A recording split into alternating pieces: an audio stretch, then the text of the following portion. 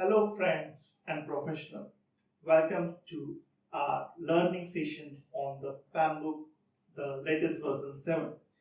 As you are aware that we are discussing the different 12 principles which is recently incorporated in the PMBOK version 7, and today specifically we are discussing the tailoring principle. So as you are aware, tailoring is the principle that recently incorporated. So in the PMBOK version 6, that they have incorporated as one of the knowledge area, but now there is a full-fledged principle that incorporated in the newer version. So that shows the importance of the tailoring. Today's session we are discussing what the tailoring is, why you need to incorporate tailoring, and what are the advantages of the tailoring. So are you ready? Let's begin.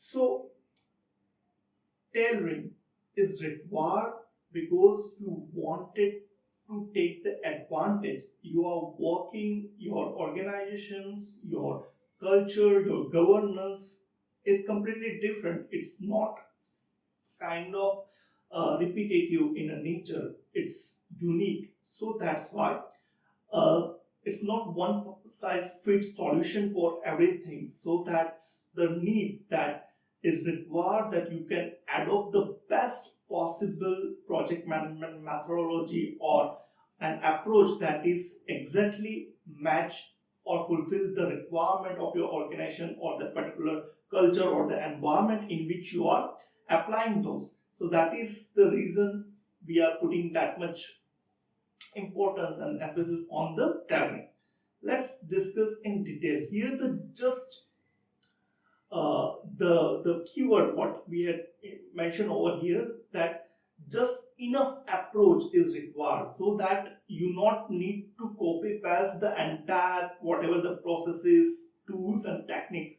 You just need to take a references which is just enough for your project or for your organization to align your project goals and achieve the strategic objective of your organization. So let me deep dive to why we use the tailoring. As I said earlier as well, because each project is unique and the project success is based on adopting the unique method of producing the desired outcomes. Tailoring approach is iterative and therefore it's not required that you need to take the tailoring at the beginning or at the end. You have to constantly connect with the tailoring approach. Let's understand that when to use the tailoring. Some example, like if you are projecting initiation stage, then you have to here the season, like the tailor decide the best suited shirts for you, how we tailor made things instead of using the all fit size to all.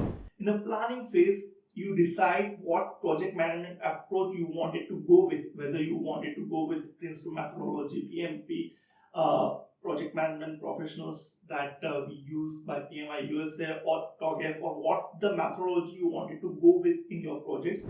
And based on that, in the execution time also, sometimes it's not required that one size is fixed. Means sometimes you need to go with a hybrid things where you have to take one references, one processes from this framework and other processes, so that you can deliver the result and finally close it. If I wanted to give you one example, like predictive, adaptive, it's combined hybrid. We will discuss this in detail in the performance domain, but predictive is mostly used when you know that what is the end result, when your requirement is very much clear to all stakeholders, like to building the construction plan, all are very well clear. At that time we can go with the predictive approach, or what we call an waterfall methodology. But in the software development or research, when you don't have the clarity of end goal or your requirement is not that clear, at the time it's preferred that you can go with an adaptive, so that you can play around with the things. And hybrid, it's a mix of both predictive and adaptive. Let's understand this with an example, like if you wanted to come up with a new product design and build a project, then in initiation phase you can come up with the RFP, then in a planning phase you come up with the detailed project planning, that DPR will produce, and in execution it's conceptualization, then further fine tune that, and then finally build. So that is in waterfall, sequentially in nature, and finally you can go with final acceptance test and go.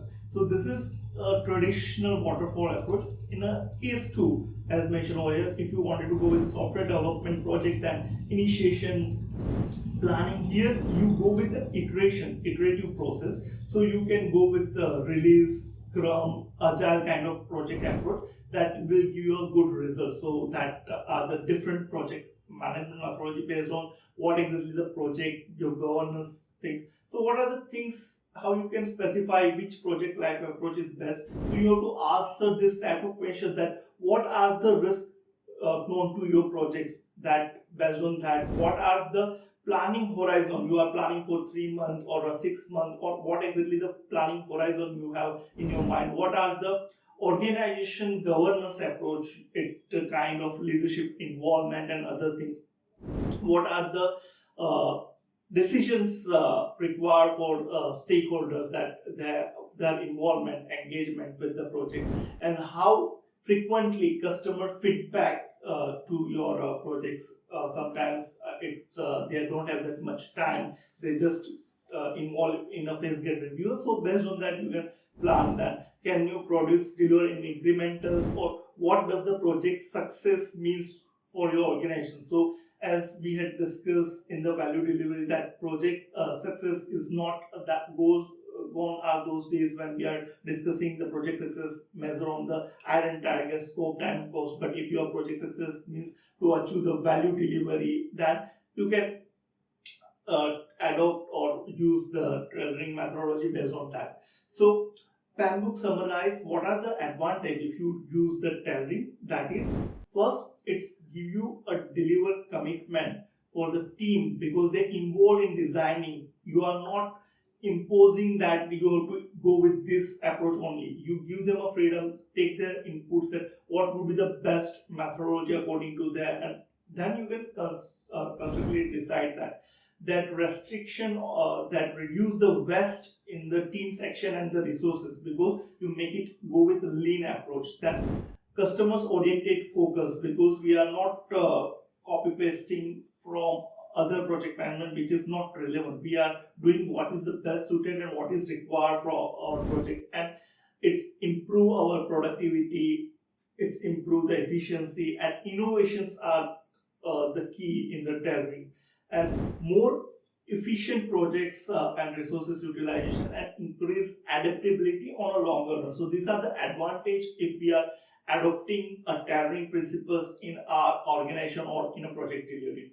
So friends, this is about the tailoring principles of the PMBOK version 7 for the project management. I hope you understood it very well. If you have any suggestion or questions, you can write in the comment section. For any further question and inquiry, you feel free to ask me.